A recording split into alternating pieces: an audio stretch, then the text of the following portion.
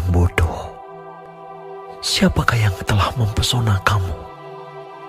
Bukankah Yesus Kristus yang disalibkan itu telah dilukiskan dengan terang di depanmu?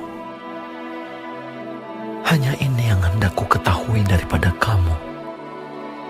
Adakah kamu telah menerima Roh karena melakukan hukum Taurat, atau karena percaya kepada pemberitaan Injil?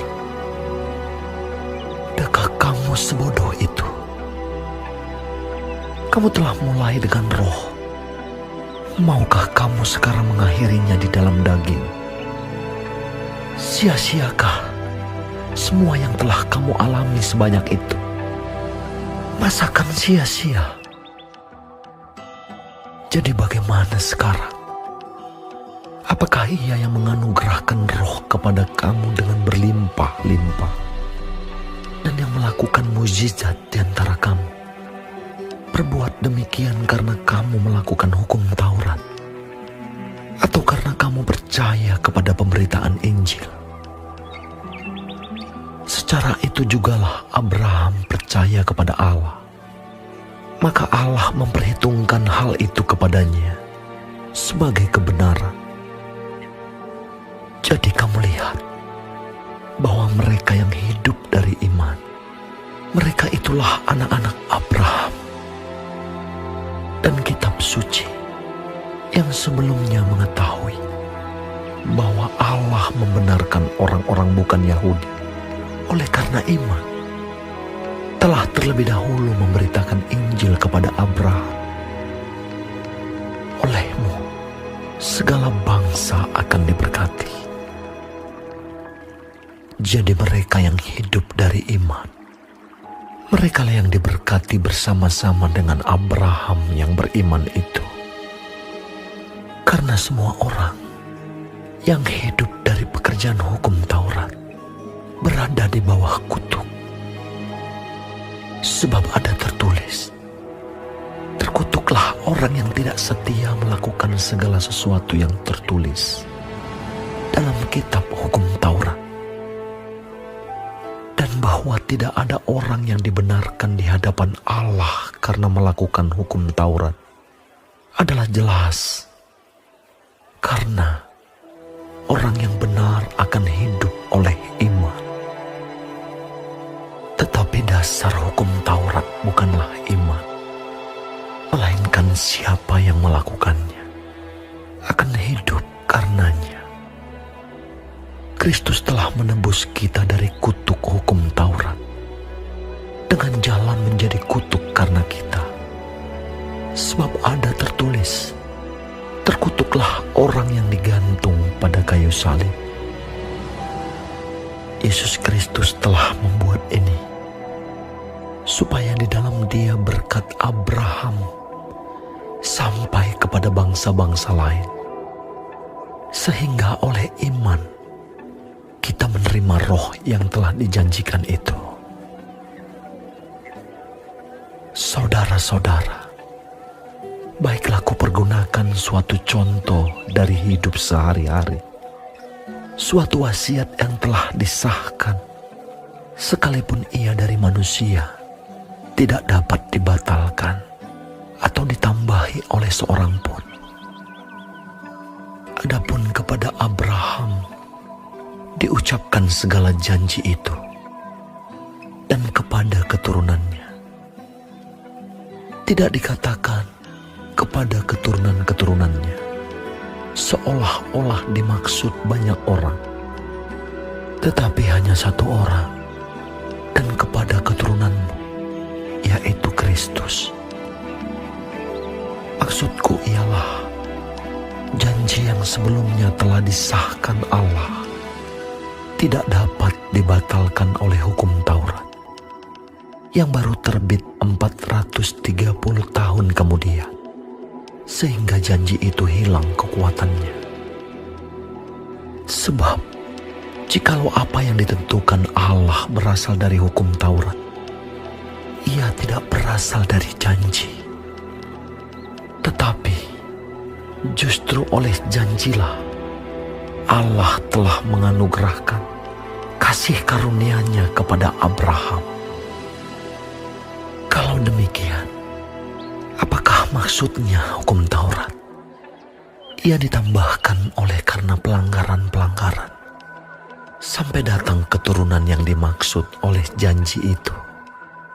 Dan ia disampaikan dengan perantaraan malaikat-malaikat ke dalam tangan seorang pengantara.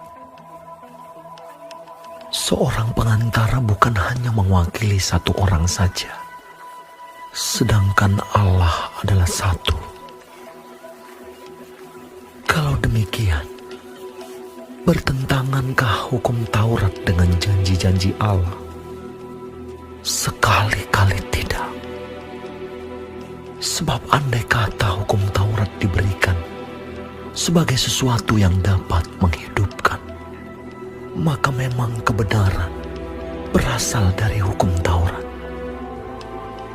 Tetapi kitab suci telah mengurung segala sesuatu di bawah kekuasaan dosa, supaya oleh karena iman dalam Kristus, janji itu diberikan kepada mereka yang percaya.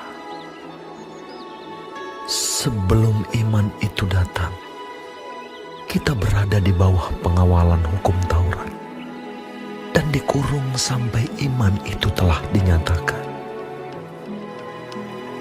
Jadi, hukum Taurat adalah penuntun bagi kita sampai Kristus datang, supaya kita dibenarkan karena iman.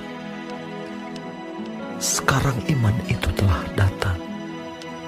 Karena itu, kita tidak berada lagi di bawah pengawasan penuntun. Sebab kamu semua adalah anak-anak Allah karena iman di dalam Yesus Kristus. Karena kamu semua yang dibaptis dalam Kristus telah mengenakan Kristus. Dalam hal ini, tidak ada orang Yahudi atau orang Yunani. Tidak ada hamba atau orang merdeka. Tidak ada laki-laki atau perempuan. Karena kamu semua adalah satu di dalam Kristus Yesus. Dan jikalau kamu adalah milik Kristus, maka kamu juga adalah keturunan Abraham dan berhak menerima janji Allah.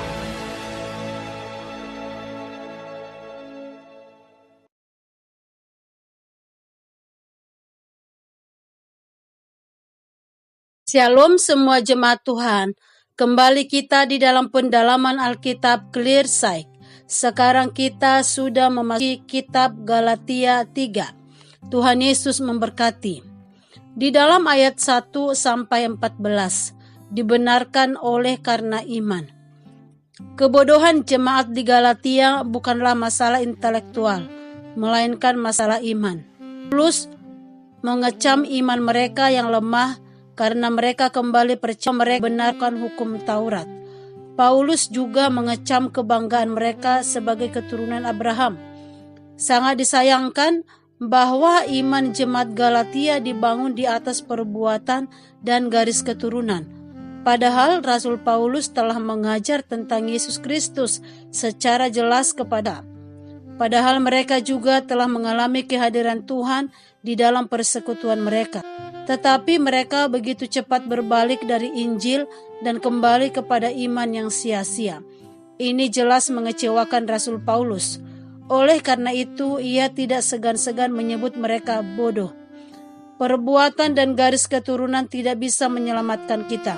Keselamatan hanya dapat kita peroleh di dalam iman kepada Yesus Kristus yang telah menebus kita dari belenggu dosa. Dan kita dianggap benar bukan karena kita benar atau melakukan benar, tetapi karena Tuhan Yesus yang sudah membenarkan kita melalui kematiannya di kayu salib. Dengan iman kepada Kristus, kita menerima pembenaran atas diri kita. Di dalam ayat 15-9, hukum Taurat atau janji. Hukum Taurat memang tidak menyelamatkan, tetapi berfungsi sebagai penuntun bagi kita sebelum Yesus yang kedua kali. Tetapi dengan Kristus menjadi pusat iman kita, fungsi Taurat sebagai penuntun tak lagi efektif. Iman di dalam Kristus membuat kita menjadi anak-anak Allah. bukan lagi sekedar menjadi anak-anak Abraham. Realitas dan identitas baru ini berlaku bagi semua orang Galatia yang mempercayai Kristus. Baptisan dalam hal ini memegang peranan penting sebagai pengalaman religius dari realitas dan identitas baru di dalam Kristus. Paulus juga menegaskan bahwa tidak ada lagi pemisahan sosial antara Yahudi dan orang Yunani, antara hamba dan orang merdeka, laki-laki dan perempuan. Semua dipersatukan oleh dan di dalam Kristus. Mengenakan identitas baru di dalam Kristus membuat kita terhisap di dalam janji Allah yang kekal. Kita semua sama di hadapan Tuhan. Amin. Tuhan Yesus memberkati.